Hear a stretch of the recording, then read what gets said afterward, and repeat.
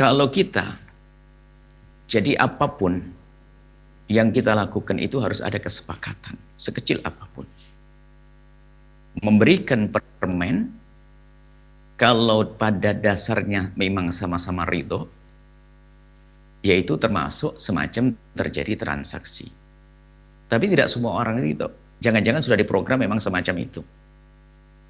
Jadi memang sengaja dengan permen. Permen itu bisa saja mungkin, kalau dalam bahasa fikih dulu, falas itu adalah fulus. Jadi bukan fulus beneran. Jadi supaya antara pembeli dengan penjual ini tidak lagi ada ikatan, harus ada penyelesaiannya. Misalnya uang kembaliannya nggak ada. Ini gimana? Daripada dia pergi lalu membawa utang, diselesaikan dengan apa? Dengan kain, dengan permen. Tapi ini ada uang kembaliannya, kok pakai permen, ini gimana urusannya? Ya karena terpaksa, ini permen satu orang, kalau yang belanja 1000 orang, 1000 permen, 1000 kotak, itu semuanya. Bukan begitu caranya. Kalau iya ya pakai namanya jual beli transaksi profesional dong. Jangan menganggap itu masalah kecil, tidak.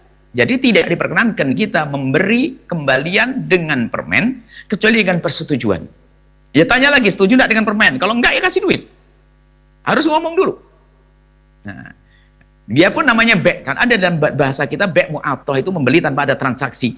Itu ridho, saya mengambil, ridho. Ini belum tentu ridho loh, permen lagi. Apalagi anak kecil nggak boleh makan permen. Tambah marah dia nih, aduh kasih permen lagi. Gitu. Jadi tidak diperkenankan, karena itu tidak menunjukkan saling ridho, bukan jual beli semacam itu. Dan hendaknya dirubah dong, kenapa harus pakai permen? Kenapa pakai uang nggak kok profesional, apalagi perusahaan raksasa, toko besar. Ya, jangan pakai permen. Nanti yang belanja nanti dikumpulin permennya lagi jual, malah kembali beli dengan permen nanti. Ayo gimana? Kurang lebihnya seperti itu. Mau enggak? Nah, permennya saya kumpulin, ya, satu plastik permen, saya belanja dengan permen. Belum tentu mau yang punya toko. Tidak seperti itu, karena itu tidak terjadi tarodhi, saling ridho, bukan sebuah transaksi. Itu adalah paksaan semacam itu, tidak diperkenankan. Dan biarpun urusan kecil dalam Islam diajarkan, nggak boleh ada orang kecewa. Katanya toko besar, kenapa ngasih kembalian aja nggak bisa? Kecuali ini dalam keadaan tidak ada kembalian, baru kita kasih namanya untuk jabr untuk memutuskan satu transaksi. Makanya itu apa saja, kertas kayak atau apa saja, ya nggak ada urusan dengan kamu ya. Sebab dulu itu antara uang dengan dirham, dinar dengan apa itu perbedaannya nggak bisa, kecuali berbeda masih gini.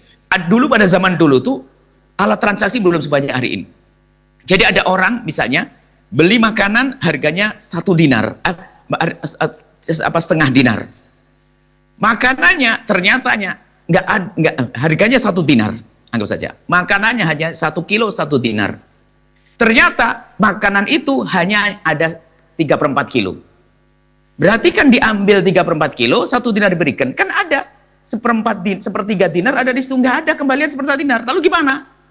Pakai falas. Falas itu adalah uang dulu, fulus. Jadi fulus hari ini itu beda dengan fulus zaman dulu. Sehingga pembahasan riba dan sebagainya nggak bisa disamakan fulus hari ini. Nah, akhirnya ada untuk memutuskan sebuah transaksi, ada apa? Kita memberikan apa? Supaya terselesaikan. Gimana Bu, sisanya uangnya ini harus ada selesai. Ambil aja tomat, ambil ini dan sebagainya dengan kesepakatan. Jadi memberi permen itu boleh kapan? Di saat toko sudah tidak punya uang receh lalu berkata, antara utang saya sebagai toko, saya nggak punya uang receh, atau Anda pilih.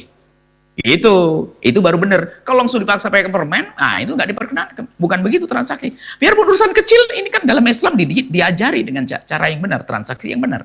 Itu saja. Wallahu a'lam bishawab. Setelah Anda menyaksikan video ini, jangan lupa berselawat kepada baginda Nabi Muhammad sallallahu alaihi wa alihi wa sahbihi wasallam.